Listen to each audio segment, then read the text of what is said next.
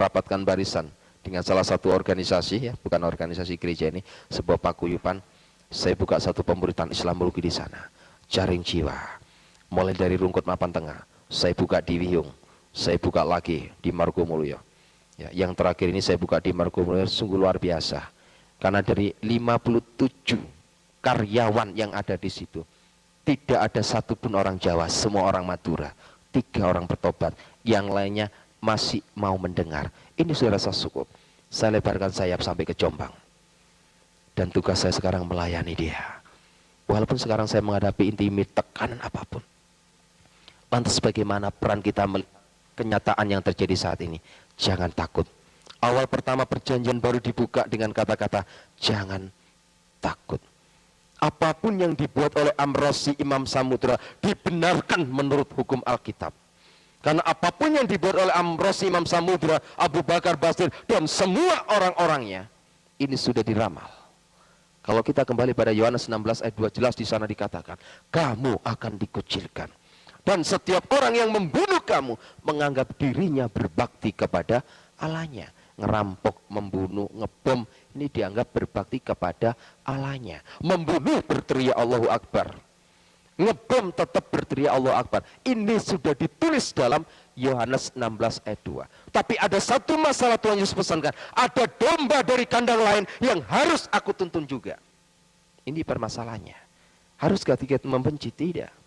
Apapun yang mereka berbuat, tidak ada kebencian dalam hati kita.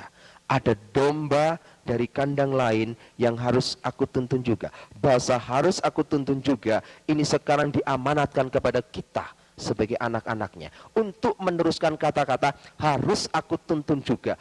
Domba dari kandang lain, berarti di luar orang-orang Kristen. Itu bisa Buddha, itu bisa Hindu, bisa Konghucu, bisa juga orang-orang Islam sendiri. Ini adalah tugas kita, mengemban tugas amanat agung Tuhan Yesus Kristus. Yang jelas bagaimana saat ini kita bisa mengantisipasi situasi orang-orang FPI. Peran apa yang harus dia lakukan? Peran FPI hanya satu, mendirikan dan menegakkan syariat Islam di Indonesia ini. Sebab dianggapnya orang-orang NU sudah tidak punya kemampuan. Ya. Di Indonesia ini mayoritas orang NU. Cuma orang NU ini tidak sempurna di dalam Islam. Ya, itu memang benar. Kenapa tidak sempurna? Karena orang NU ini menggabungkan antara Islam dan Jawa. Ya, Islam dan Jawa, tidak murni Al-Quran semuanya. Tapi kelompok Habib Rizki, Abu Bakar Basir, semua orang-orang ini memang memakai satu faham Al-Quran murni. Jadi menegakkan negara syariat Islam dengan hadirnya Laskar Jihad, ya, dengan hadirnya MMI yang dipimpin oleh Abu Bakar Basir, dengan hadirnya FPI yang dipimpin oleh Habib Rizki. Itu belum organisasi-organisasi lain yang terhitung, ya, yang terhitung pada tanggal 23 Desember tahun 2006 kemarin, ada sekitar 8 organisasi Islam di Indonesia merapatkan barisan, menyatukan misi dan visi mereka. Dan di antara organisasi ini tidak ada NU dan Muhammadiyah. Organisasi ini sudah merapatkan barisan. Sekarang tinggal kita. Kita sudah paham bagaimana peran mereka. Kita pun juga harus merapatkan barisan. Rapatkan barisan. Gempur dengan doa dan puasa. Siapkan laskar-laskar Kristus. Asal jangan takut. Ya, 2 hari ini saya kucing-kucingan. Keluar rumah kayak ada perasaan takut gini. Kucing-kucingan. Sampai istri saya, anak-anak saya menghadapi satu tekanan.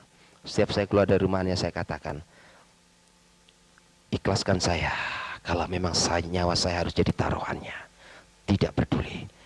Mati pun hari ini, asal jangan mati menjadi penjahat. Mati karena pikul salib, martir untuk Tuhan, itu tidak menjadi masalah. Ada saat dan waktunya itu semua terjadi. Bapak Ibu Saudara sekalian, dari sinilah bagaimana kita bisa mengantisipasi situasi dan kondisi negara kita yang sudah terpuruk ini. Saat ini adalah tugas-tugas kita. Saya sangat prihatin akan gerakan gereja-gereja di Indonesia ini, yang secara jujur saya katakan perkembangannya sangat minus, ya. Sehingga ketika 2 SK Menteri diturunkan itu alhamdulillah, karena hadirnya 2 SK Menteri ini dapat membuat introspeksi oknum-oknum pendeta yang harus mereka tingkatkan dalam pola berpikir. Jangan bangun gereja kalau nggak punya jemaat.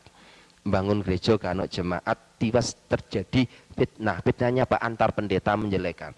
Di Surabaya itu banyak gereja-gereja dibangun. Setiap pendeta berbicara, ayo kita berdoa bersama-sama, imani supaya mengangkat Tuhan kursi-kursi yang kosong ini kita imani, supaya minggu depan kursi yang kosong bisa diisi. Bagaimana bisa diisi kalau dia nggak mau menginjil? Nggak bisa diisi. Jemaatnya orang lain masuk, putar aja kayak sirkulasi.